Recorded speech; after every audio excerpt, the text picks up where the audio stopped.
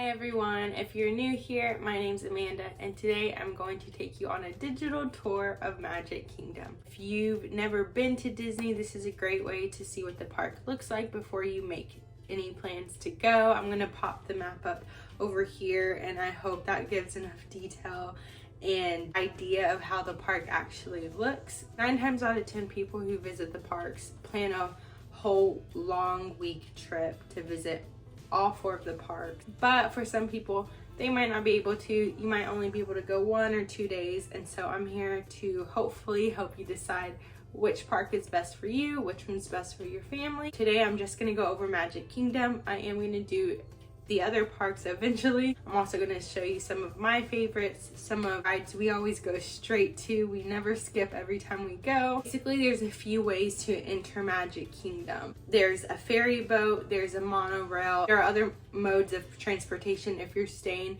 at a deluxe resort near the property. So if you've never been, it's not like a regular parking lot and you walk up to Magic Kingdom. You get to the parking lot and from there you have to cross a body of water to get to the park. So it's super magical, changes the environment around you to make you feel like you're actually showing up to a kingdom. We always take the ferry boat because it's just something I really enjoy. When you get to the Magic Kingdom park, there are 5 lands within the Magic Kingdom park. I'm going to cover those real quick, just the names. I'm not going to go into detail quite yet. So there is Tomorrowland, Fantasyland, Frontierland, Liberty Square, and Adventureland. It might sound confusing, it's really not. It's just a way to section off the park. Magic Kingdom does get a bad reputation of being kids park. Take that as you will. You have to keep in mind the whole reason Walt Disney created those amusement parks was so adults and children could do something together. Anyone, any age could get on a ride together, so that's the point. One of the terms you're going to hear me say a lot is storybook ride. That's why people say Magic Kingdom's a kid park, is because majority of the attractions there are storybook rides. So for example, they have a Winnie the Pooh ride, which is a storybook ride. You get in a little honey pot and it takes you throughout the story of Winnie the Pooh. And it sounds boring, but I promise you it's not. The detail and the animatronics they have, and it literally immerses you into the story, whatever the story is. Magic Kingdom also has 3 main roller coasters.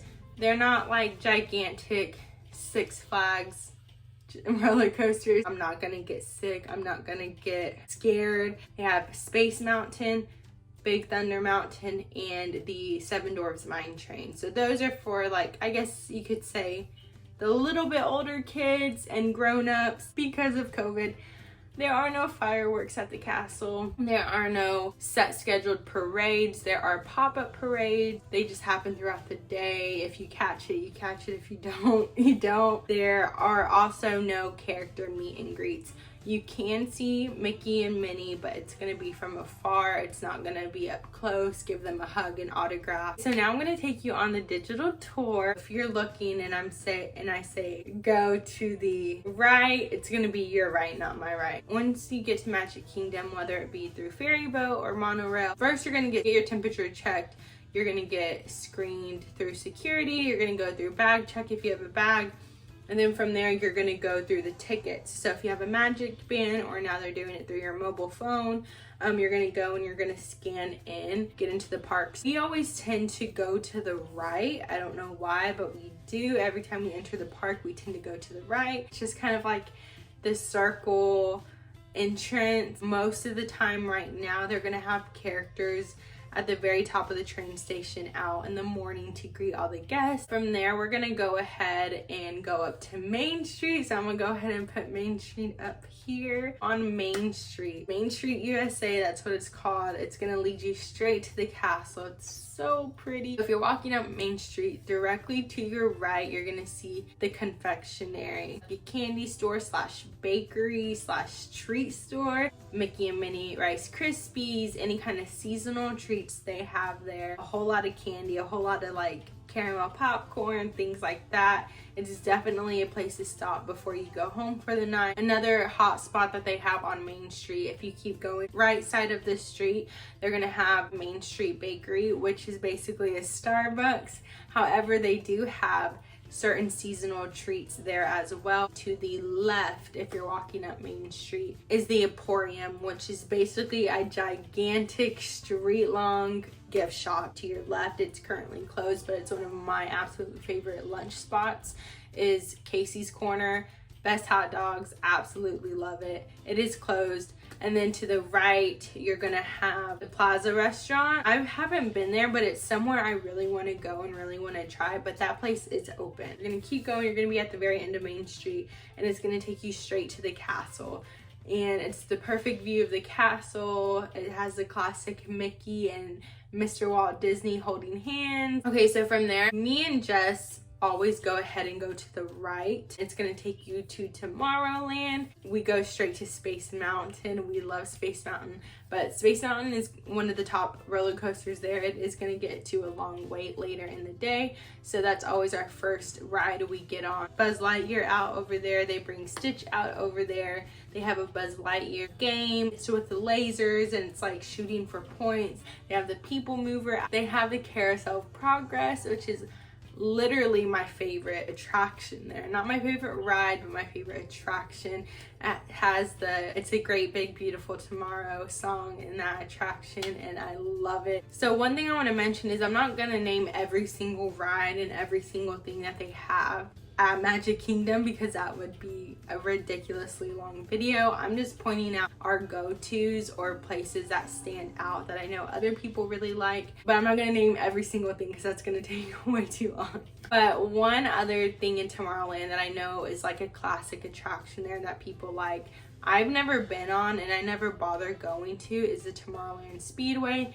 It's basically a little racetrack, little cars. I don't bother going. I don't know why the line's always long. I don't bother with it because I'd rather go on Space Mountain again. But that's a classic that I see a lot of people going to. But from there, we're gonna go on up to Fantasyland. On your way from Tomorrowland to Fantasyland, you're going to pass the teacups, which is another classic Disney attraction. I love the teacups. I will go on there and I will spin the heck out of those teacups and absolutely love it. Jess, however, does not do well with spinning like that, so he usually opts out for it, but I love it and I think it's something, it's like a classic Disney thing. You have to get on it when you go. Fantasyland is gonna be the land that has all your classic rides, all your classic stories. There's a lot to go over here. I'm gonna try to keep it short. They have the classic Dumbo's Flight. Once you go from the teacups, you're gonna go ahead and take a right, and it's gonna take you to a little circus area, circus themed area. There's not too much going on there right now because of COVID. They've had to shut a lot over there down. So right now it just has Dumbo's Flight ride and Goofy's Barnstormer, which is like an actual little kid roller coaster. There's not much to offer over there except if you want to get on the classic Dumbo ride, they have that. So from there we're gonna go and we're gonna walk out of the circus area, and if you go straight, you're gonna come across, you're gonna start getting to Ariel's area, which is, she's my favorite princess. I have to go on her ride every time we go, which is another storybook ride. Under the sea, you're basically in a little seashell and you go through her story. It's so cute and so fun. And start to go into kind of Beauty and the Beast area. You're gonna go by Gaston's Tavern, which they have this gigantic cinnamon roll there. So if you're a fan, I highly suggest going there and getting it. From there, you're gonna pass by Be Our Guest. This is a very good restaurant. I suggest it. I think it's worth the set price money. It's very good. It is a $60 set price for dinner. I don't know about lunch because I've only been for dinner, and I don't think they're doing breakfast right now. It's really good. It's a 3-course meal and it's totally worth it. The inside of the restaurant is absolutely beautiful. Right underneath that, well, not under it, but if you keep walking from Be Our Guest restaurant, you're gonna pass Enchanted Tales with Belle. That is not an attraction they have open right now, but when they do open it, oh my god, it is so cool. You're gonna go have a story time with Belle. The way you get there to have your story time with Belle is super cool. I wish they would open it because I've been wanting to show just that since he started going, and every time we go something happens and I don't get to take him to see it. And the past 2 times they haven't had it open because of COVID, so I need them to open it because it's one of my favorite parts. From there we're gonna circle back around to the Seven Dwarfs Mine Train. Unpopular opinion, I've been on it twice out of the 6 times I've gone. I don't care for it too much. I'd rather go on Space Mountain or Big Thunder Mountain. I do know for first timers, you probably would want to go. It's just a really long wait a lot of the times, and I don't think it's worth the wait. It is one of the bigger roller coasters they do have there. Across from the mine train is Winnie the Pooh, which I've already talked about. One of the attractions I can never pass up when we go to Disney. I have to go. The honey pot that you sit in is too cute. We're still going to be in Fantasyland. It's just extended a little further,